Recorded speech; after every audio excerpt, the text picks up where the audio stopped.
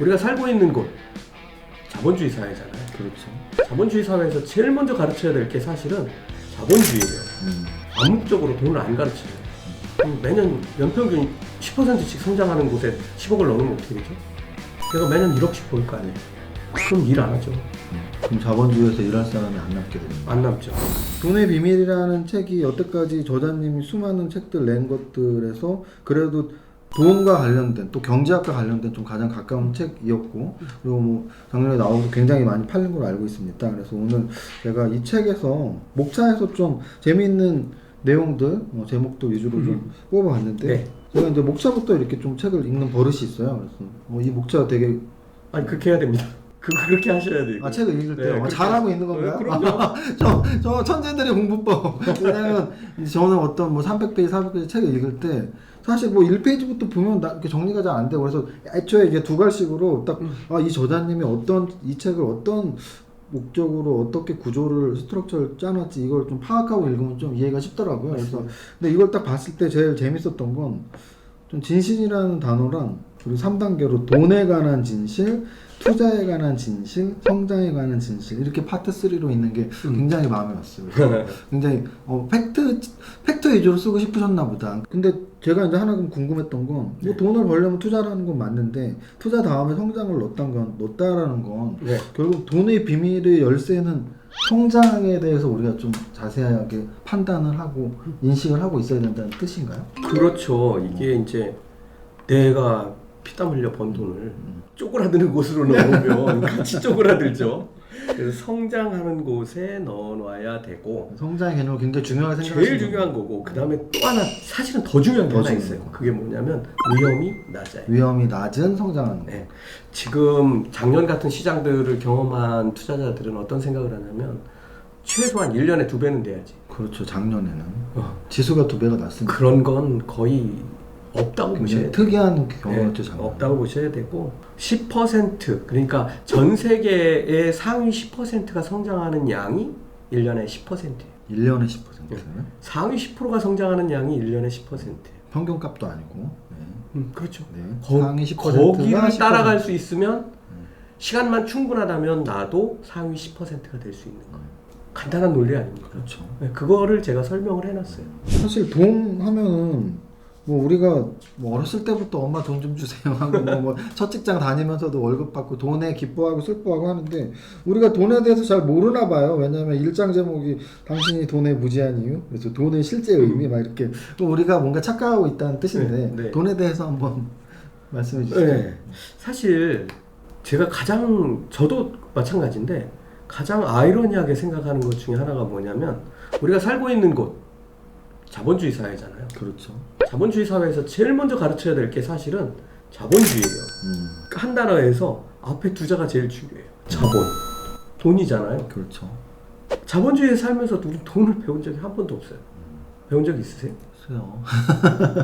자본주의 사회에 돈은 이렇고 돈은 이렇게 흘러다니는 시스템으로 커지고 있고, 뭐 한 번도 배운 적이 없는 거예요. 자본주의는 그런데 암묵적으로 돈을 안 가르쳐줘요. 자본주의 국가에서 자본주의를 가르치는 국가는 없어요. 최근에 미국은 조금 하는 것 같아요. 한국도 미국도 사실은 얼마 전까지는 뭐 영국도 프랑스도 호주도 아무도 안 가르쳐줍니다. 어느 나라도.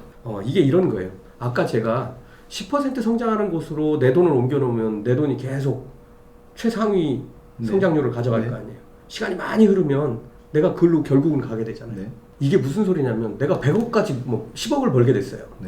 그럼 매년 연평균 10%씩 성장하는 곳에 10억을 넣으면 어떻게 되죠? 내가 매년 1억씩 벌 거 아니에요. 그럼 일 안 하죠. 네. 그럼 자본주의에서 일할 사람이 안 남게 되겠네요. 안 남죠. 그래서 안 가르쳐 주는 건가요? 웃기겠지만 그거예요. 이거는 정말 제가 하는 얘기가 아니라, 이건 제가 만든 얘기가 아니에요. 이거는 정말 유명한 그 호주의 미래학자 스티브 사마티노 같은 사람들이 하는 얘기예요. 그 사람들 강의에도 그런 얘기들이 나오고 저한테도 그렇게 설명해 줬어요. 정확하게 옳은 것 같아요. 예를 들면 이런 거예요. 국가가 잘 운영되려면 국가가 운영되는 국가 시스템, 그 다음에 공공재, 이런 곳에 가장 똑똑한 사람들이 가야 돼요. 지금 그렇게 돼 있어요. 예를 들어서 법대 나오면 뭐 사법고시 패스해갖고 국가가 운영하는 법무부 소속의 이런 데 들어가서 일하든가 아니면 얘네들과 파트너가 되는 변호사가 돼서 일을 하는 거예요. 얘들은 이제 이쪽은 국가에 소속돼서 일하는 거고 이쪽은 공공재가 돼서 일하는 거예요. 의사도 마찬가지예요. 공부 제일 못하는 애들 골라갖고 의사 시킨다고 한번 해보세요. 어떤 일이 벌어지죠? 안 되겠죠. 왜? 사람 다 죽어요.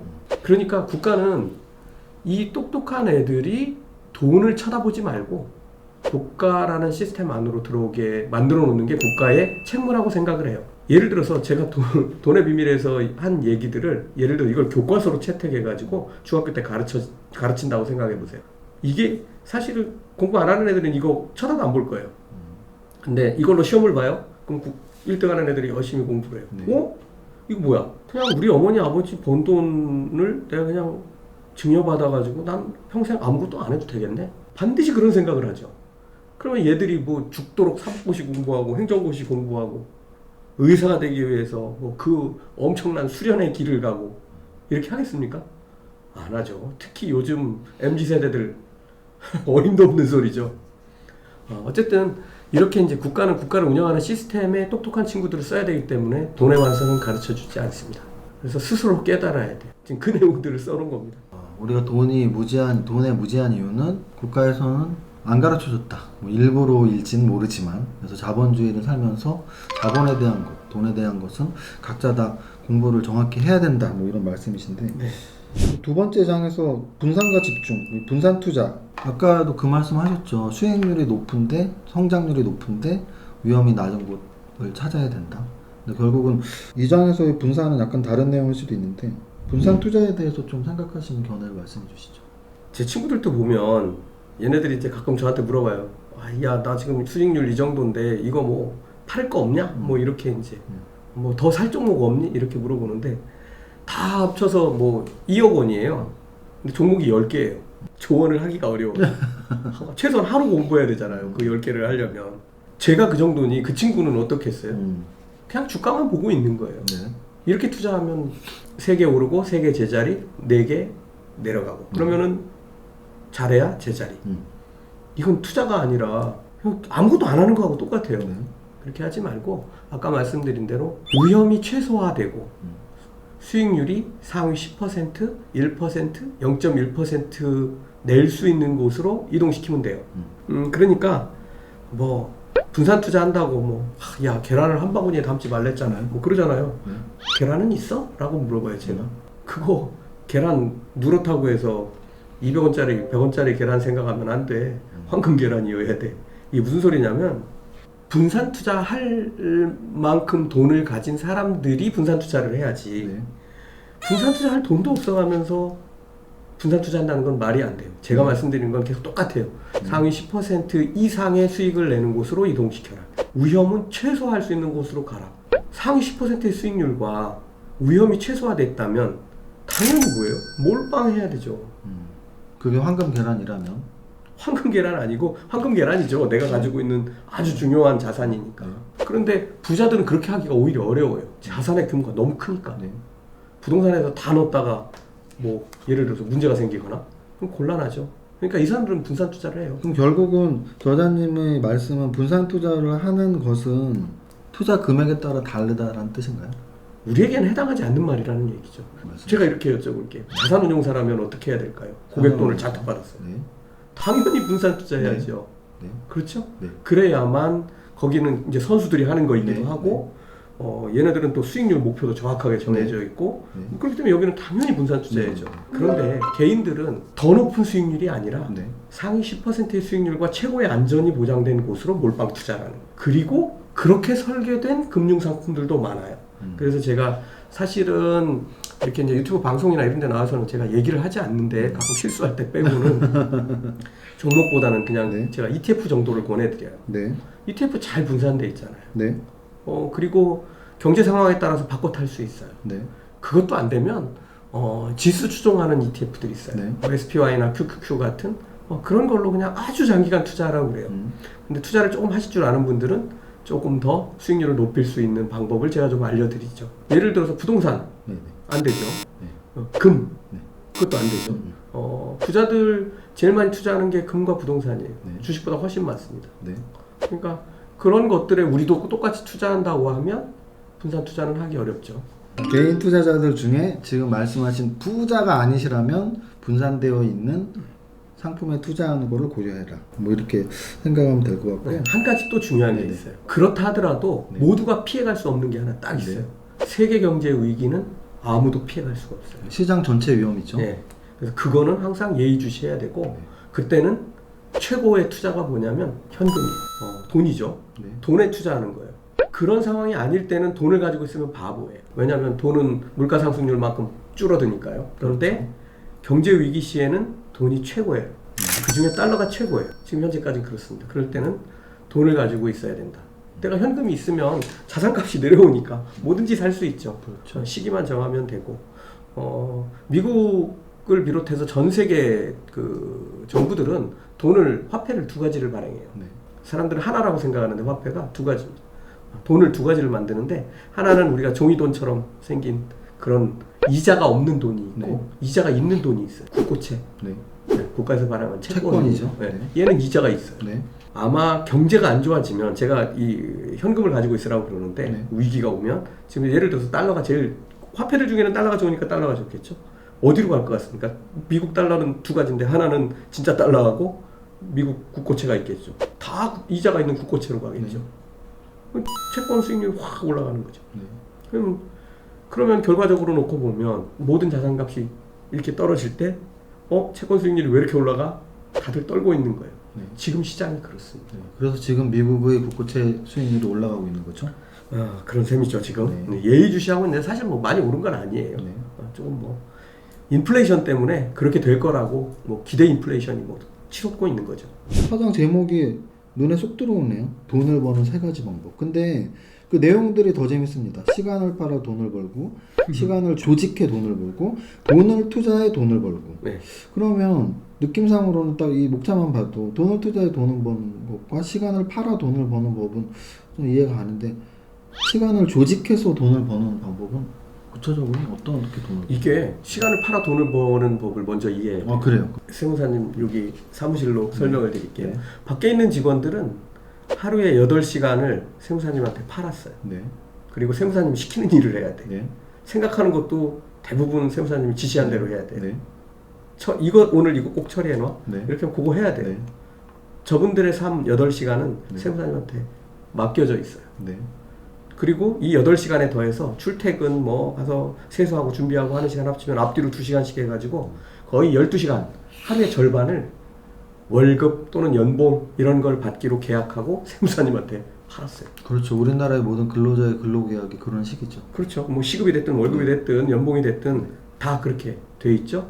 저분들은 시간을 세무사님한테 팔아서 네. 돈을 벌고 있는 거예요. 네. 세무사님은 저분들의 시간을 샀어요. 네. 그러면 혼자 일할 때보다 훨씬 더 효율적으로 저 시간을 사서 쓸 수 있어요. 네. 이거는 시간을 조직할 수 있어요. 저쪽에 문제 생겼으니까 오늘 세 사람 다 거기 가서 일해. 이렇게 해서 훨씬 효율적으로 일해서 세무사님은 돈을 더 많이 벌 수 있어요. 이게 시간을 조직해서 돈을 버는 방법이에요. 경영진들이죠.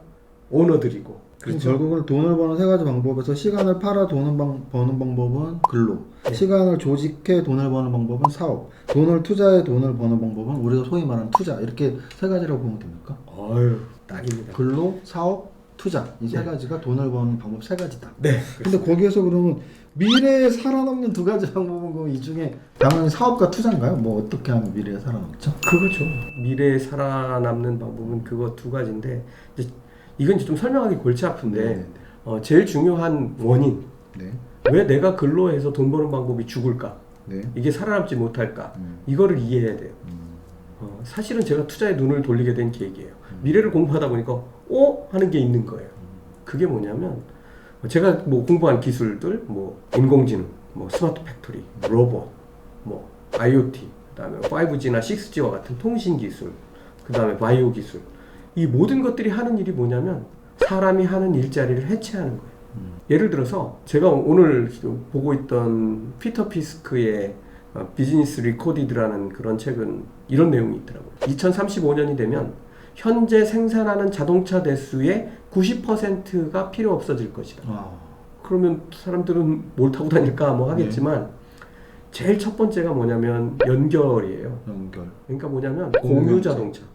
공유 경제. 네. 그게 이제 제일 크게 작용하고 네. 거기에 또 하나 가세하는 게 자율주행이에요. 자율주행. 예를 들면 지금은 집에 뭐 차 2대 3대 있는 사람들도 있는데 그렇죠. 우리도 2대인데 그럴 이유가 없어요. 예를 들어서 저 출근하고 집으로 차 보내요. 그러면은 애가 차를 타고 등교를 해요. 그리고 차가 다시 집으로 돌아와요. 집사람이 타고 마트에 갔다가 와서 애한테 다시 보내요. 학원 데려다 줘요. 그리고 저한테 다시 와요. 이걸로 퇴근해요. 근데 집사람이 차를 써야 된다고 딴 차 쓰래요. 그럼 제가 친구 차, 노는 차 호출 딱 해가지고 가까이 있는 거 불러서 퇴근해요. 그리고 다시 가요. 걔는. 자동차 효율이 엄청나게 올라가는 거예요. 그렇죠? 그것도 얘들은 쉬는 시간에 충전 중이에요. 다 전기차죠. 그리고 다른 대체 이동수단이 많아져요. 이 연간 소비되는 자동차의 10%만 생산할 수밖에 없는 게 이해가 돼요. 이해로 드는 겁니다. 전 세계 5천만 대가 굴러다니고 있고 연간 1,000만 대가 새로 교체되고 있는데 100만 대만 들어가도 되는 거예요. 더군다나 기술 발전은 뭘 만드냐면 스스로 내가 자동차가 어디가 고장나고 있는지를 다 알려줘요. 좋은 자동차들 보면은 네. 이 자가 진단 기능이 다 있어요. 네. 타이어 공기압부터 시작해서 소모품 교환까지 다 알려줘요. 맞습니다. 그렇죠. 자동차 수명도 엄청나게 늘죠. 옛날에는 3년 타면은 막 부식되고 막 다 떨어져 나오고 그랬어요. 이제 이런 세상이 이제 오고 있는 거예요. 그러다 보니까 생산량 주는 게 문제가 아니라 그렇게 10분의 1로 줄어든 자동차를 생산하는 공장에 가보면 전부 자동화예요. 마지막 조립 공장에 가면 사람들이 좀 보여요. 아주 까다로운 배관 같은 거 사람이 손으로 직접 하고 자동차 로고 붙이고 품질 검사를 중점적으로 합니다. 이게 이제 사람이 하는 일인데 나중에는 품질 검사조차도 사람이 하지 않을 것 같아요. 사람의 눈보다 더 정밀한 기계들이 하겠죠. 정말 그런 거 보면 뭐 옥스퍼드 대학 연구소 같은 데서 발표한 자료들 보면 2030년 정도가 되면 지금 있는 직업의 거의 50%는 해치웁니다. 그럼 50% 직업을 잃은 분들은 뭘 해야 되나요? 대부분은 갈 수 있는 곳이 없어요. 예를 들면 자동차 공장 안을 한번 들여다볼까요? 조립 라인에서 조립을 하던 사람들이 새로 자동화된 공정으로 바꿨어요. 그래서 저기서 터치스크린 조작하고 뭐 해야 돼요. 그 사람들은 진짜 엔지니어들이에요. 프로그래머들 비슷한 그런 사람들이에요. 그러니까 이분들은 할 일이 없어요. 이게 참 문제예요. 지금 여러분들 뭐 홈플러스든 뭐 이런 데들 가보면 자율계산대 있는데 지금 뭐 하고 있는 거냐면 사람이 계산하던 일들을 다 로봇이 하도록 바꿔가는 중간 단계예요. 굉장히 많이 바뀌었죠. 강남역 주변의 커피숍이나 커피 머신 다 냈죠. 패스트푸드점들은 대부분이 키오스크로 캐셔가 없어졌습니다. 싹 다 사라지고 있죠. 우리나라는 엄청 늦은 거예요. 중국이나 미국은 정말 일본 가도 그렇고 일본은 식당도 로봇들이 다 점령해가고 있습니다. 요리사 컨디션에 따라 조금씩 다르잖아요. 걔는 입력된 프로그램이에요. 매일 똑같은 맛. 재료만 좋은 거 넣어주면 똑같은 맛으로 나옵니다. 새로운 요리 나오면 선택만 해주면 돼요. 업로드만 해주면 됩니다. 조리법을. 네, 인간미라는 말이 왜 있는지 알겠네요. 참 인간미가 없는 음식 맛이 될 것 같습니다. 다음 질문으로 넘어가면 돈을 보관하는 세 가지 방법은 사실은 뭐 딱 직관적으로 이해할 수 있어요. 현금, 부동산이나 원자재, 주식. 어쨌든 이건 분명히 시기적으로 어떤 시기에 무엇이 좋을까라는 게 분명히 포함될 텐데 최근의 시기, 오늘 녹화일이 뭐 5월이니까 2021년 5월 중순 기준으로 최근엔 그러면 현금, 부동산, 주식 어느 쪽이 가장 유망한가요? 어려운 질문. 현금은 아닌 것 같아요. 원자재도 많이 올랐잖아요. 원자재. 네. 근데 원자재는 대부분 가격이 오르락 내리락 해요. 네. 유가 같은 거 한번 보세요. 뭐 60불, 70불 갔다가 뭐 거기 끝이야. 그러면 또 내려왔다가 또 어디 저 미국의 송유관 안 돌아간대. 그러면 또 올라가고 그러잖아요. 그런데 끝도 없이 계속 오르는 원자재가 하나 있어요. 그 녀석의 이름은 금이에요. 금. 네. 원자재 중에서는 금을 일반인들에게는 말씀을 드리고 싶고 금은 1200년 동안 연평균 7% 성장했어요. 잘 안 와닿는다고 얘기들 하세요. 왜냐하면 7%는 사실 잘 안 와닿아요. 이게 얼마큼 오르는 거지? 라는 게 좀 피부로 안 와닿는데 제가 IMF 겪으신 분들한테는 딱 얘기하면 알아들으세요. 이 1997년 말에 이제 시작돼서 이제 98년 이렇게 넘어오면서 98년에 뭘 했냐면 우리가 금 모으기 운동을 했어요. 네, 맞습니다. 우리 가진 게 달러하고 똑같은 게 금이었거든요. 그때 우린 달러가 없는데 금을 팔면 달러가 되는 거예요. 그래서 우리가 이 부족한 외환고를 이거로 채우자 이제 이런 이제 발상이 나왔고 좋은 발상이었던 것 같아요. 그래서 이제 집에 끼고 있던 뭐 결혼 반지, 뭐 금덩어리, 그다음에 뭐 황금 송아지 다 들고 나왔죠. 나와가지고 돈을 기억나네요. 막 연예인들이 막 네, 생방송도 막 생방송도 하고 그랬죠. 그때 5만 원이었어요. 금 한도네. 네. 이제 제 동생이 이제 금과 관련된 비즈니스를 하고 있는데 얼마냐 그랬더니 27만 원 정도는 되지 요즘에. 근데 요즘에 최근에 또 조금 더 오른 것 같아요. 이게 연평균 7%예요. 지금 한 3, 4년 흘렀잖아요. 그 정도 기간이면 7%를 복리로 계산하면 네. 10년이 조금 더 걸리겠네요. 네. 아주 조금 더 걸리는데 10년에 2배가 돼요. 그러면 5만 원짜리가 10년 흐르면 10만 원 되고요. 10만 원짜리가 다시 10년 흐르면 20만 원이 되고 4배 20년. 20만 원짜리가 지금 3, 4년 더 흘렀다고 하니까 27만 원 됐으면 딱 맞는 거죠. 이게 7%씩 올라가요. 부자들이 금 엄청 선호합니다. 특히 중국 사람들은 엄청 좋아하고 중국은 이게 달러 대신 또 금을 또 엄청나게 비축하는 것 같아요. 그리고 사치품으로 거의 45%를 씁니다. 어쨌든 이렇게 이제 금이 뭐 산업에도 또 많이 쓰이고 이렇게 쓰이고 있고요. 또 채굴량이 그리고 2015년부터 정체돼 있어요. 금은 산업 수요가 늘거나 사치 소비재로 확 각광받을 때는 금 수요가 엄청나게 늘고 가격이 올라요. 근데 지금 한번 잘 생각해 보세요. 아직 산업이 더 눈이 가 있기 때문에 그쪽에 투자하려고 하는 건데 실질적으로 보면은 금은 지금 많이 오를 준비가 다 돼 있어요. 첫째, 금값이 이렇게 많이 폭등하는 시기가 다 있잖아요. 주가 오르듯이. 지금 금값 그래프 보시면 2011년하고 똑같아요. 지금 2021년인데 10년 동안 거의 못 올랐다는 없다. 얘기고 거꾸로 얘기하면 과거에 그때 많이 올랐다는 얘기가 되기도 하고 어쨌든 지금은 고점 대비해서 거의 15% 이상 내려와 있고 그 고점은 작년에 만들어졌어요. 그러니까 작년에 투자하신 분들은 손해가 많았겠지만 지금 시작하시는 분들은 금도 눈여겨볼 필요가 있다. 그리고 이 금은 아까 말씀드린 대로 지금 소비가 폭발하기 1초 전이잖아요. 우리나라를 놓고 봐도. 근데 미국은 이미 터지고 있고. 소위 말하는 보복 소비, 코로나로 인한. 네. 결혼식도 못 하고 막 그랬잖아요. 목걸이 하나 더 해줘야지. 그럴지는 모르겠지만 어쨌든 그리고 산업 수요가 지금 늘고 있잖아요. 눈으로 보고 있잖아요. 금도 똑같이 소비가 늘어요. 뭐 1등은 구리인 것 같아요. 구리는 뭐 없어서 지금 쩔쩔매고 있는 것 같고 구리가 칠레에서 나오는 것 같은데 가장 많이 칠레의 노동자들이 또 파업하고 있는 것 같아요. 전기차 모터 만들 때 모터 뺑뺑 감는 게 다 구리잖아요. 수요는 폭발하게 돼 있는데 생산을 못 따라가고 재고는 없고 뭐 이런 상황들이죠.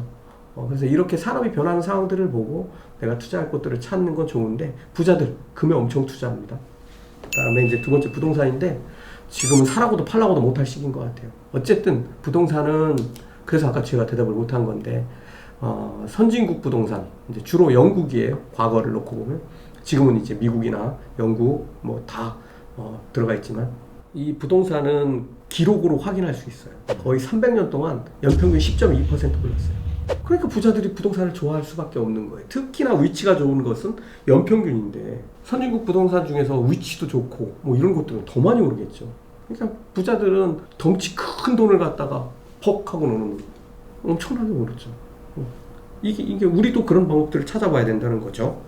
세 번째는 주식은 한국 저 잘 모르겠어요. 근데 이제 제가 공부하는 미국 시장을 보면 S&P 500은 연평균 10.2% 성장해요. 아까 제가 말씀드린 부동산하고 똑같아요. 왜 그러냐면 최상위 기업들 500개 모아놓은 거잖아요.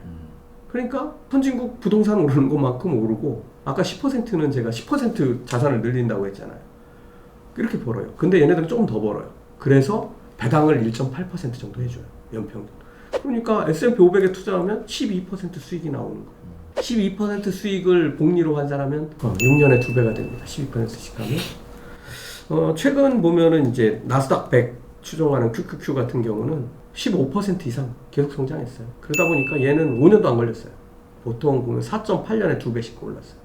그런데 작년에 너무 많이 올라가지고 지금 연평균은 매년 그렇게 오르는 게 아니잖아요. 빠지는 해, 올라가는 해, 많이 오르는 해 다 합쳐가지고 연평균 15% 이렇게 말씀드리는 거니까 보통 이런 방식들이 있고 그 진짜로 자기 사업 하시는 분들은 주식이 제일 많을 거고 일반적인 그냥 우리가 부자라고 생각하는 사람들은 부동산이 제일 많을 것 같고요. 그분들이 부동산을 투자하지 않을 때는 사실은 금에 대한 투자도 무지무지 많습니다. 일반인들도 아유 금이 나하고 무슨 상관이야 하지 말고 금에 투자할 방법들이 많아요. 우리나라도 세금도 덜 내고 실물 보유하지 않고 뭐 인덱스로 사거나 할 수 있는 이런 방법들 많으니까. 근데 사실은 개인적으로 친한 분들에게는 제가 금 인덱스에 투자하라고 말씀을 많이 드리고 그렇게 한지 지금 한 3개월, 4개월쯤 된 것 같아요. 그럼 아까 제가 질문했던 최근의 타이밍, 지금의 시기에 가장 좋은 투자 대상 금이라고 생각하면 됩니까? 신경 안 쓰고 싶으신 분들은 편안하게. 네, 편안하게. 왜냐면 작년에 주식 너무 많이 올랐으니까 좀 쉬어야 되는데 금은 말씀하신 것처럼 10년 동안 지금 10년 전으로 돌아갔어요. 돌아갔고 또 최고가에서 한 15% 조정 받았기 때문에 제일 중요한 건 말씀하신 거죠. 금 생산량이 멈춘 게 아니라 증가하지 못하고 정체됐어요. 이게 결정적 요인들이에요. 그래서 조금 이제 또 똑똑하신 분들은 이런 거 물어보시는 분들이 있어요. 금 채굴하는 회사들에 대한 관심도 한번 가져보시고 뭐 그런 거는 이제 본인들께서 공부를 좀 해보시면 될 것 같습니다. 알겠습니다. 자, 그 다음은 이제 8장에서